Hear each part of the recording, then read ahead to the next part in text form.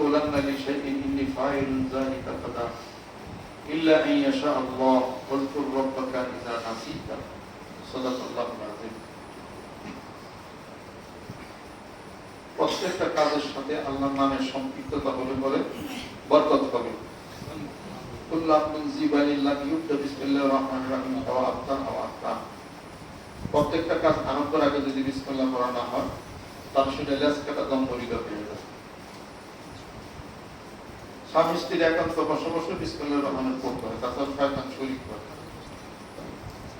যেগুলো ভবিষ্যতের কাজের সাথে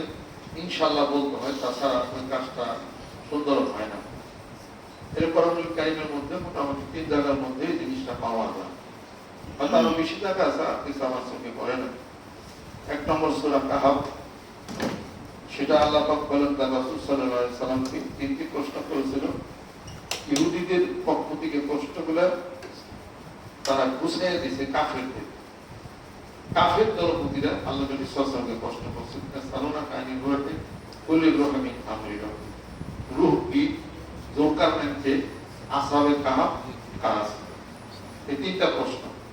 আল্লাহ নবী সাল্লাল্লাহু আলাইহি ওয়াসাল্লাম বললেন যে আমি আগামীকাল প্রশ্নের উত্তর দেব কিন্তু ইনশাআল্লাহ বলেন নাই বলে গেছে আওয়ালুন নাস জানা বলে গেছে কিন্তু ওহী বন্ধ ছিল 15 দিন পরে আল্লাহ পাক আয়াত নাযিল করেন ওয়ালা তাকুলান্না লিশাইইন ইন্নী ফাইলুন যালিকা গাদা ইল্লা আন ইয়াশাআল্লাহ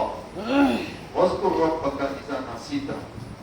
এ রাসূল ভবিষ্যতের কোনো কাজ করবেন আপনি ইনশাআল্লাহ সারা আপনি এটা বলবেন না জীবিত তো কোনদিন না আর জীবিত হয়তো পারে আল্লাহ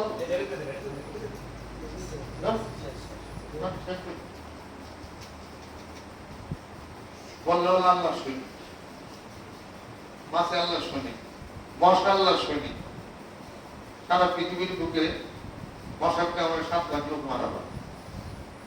আর মানুষের হাতে মানুষ মারা যায় 7 লাখ মশার হাতে মারা যায় 7 লাখ আর সবচেয়ে রূপ ছয় হলো মাছ ছোট ছোট যে সবই আল্লাহ শুনি যাই হোক 15 দিন ওহী বন্ধ 15 দিন পরে ওহী আসলো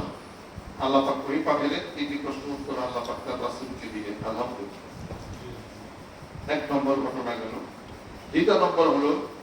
ইন্না বালাওনাহুম কামা বালাওনা আসহাবাল জান্নাহ সেই বাগানওয়ালা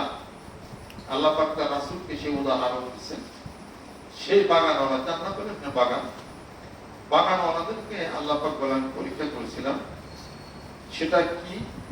যে এক লোকের একটা বাগান ছিল সেই লোকটা জীবিত থাকাকালীন অনেক দান ধ্যান করত তার মৃত্যুর পরে ছেলেরা বলতেছে আমার বাপে তো না বোঝা ছিল পাগল আছিল এই জন্য আমার বাগানে খেজুর হয়ে গেছে আমরা দিব কেন অনেক খেজুর ধরছে খেজুরের বাগান সূরা কালামের মধ্যে অনেক খেজুর ধরছে খেজুরের বাগান গাছ ঠিক করছে সকালবেলা ভোরে মানুষ জানি না দেখে তাহলে মানুষদেরকে দিতে হবে খেজুর যাই সেরে খেজুর বাইরে তারা বিক্রি করে ফেলা এমন সময় খেজুরের বাগান দেয় এখন তার কয় ভাই একদম বলে কি আমরা কি রাস্তা হারাই গেলাম না না না এইটাই খেজুরের বাগান আমাদের ভুল করছো তোমরা এটি আমাদের খেজুরের বাগান আল্লাহ পাক রাত্রি দিয়ে ঝড় দিয়ে বৃষ্টি দিয়ে খেজুর গাছ মাটির সাথে আল্লাহ পাক মিশে গেছে ওই খেজুরই কেন এরকম হলো বুঝো নাই আমরা কি বলছিলাম যে আমরা এই খেজুর মানুষদেরকে দেবো না দানও করবো না আমরা এটা বিক্রি করে টাকা পয়সা আমরা নেবো কিন্তু আমরা তো আমরা তো ই করি না ইনশাআল্লাহ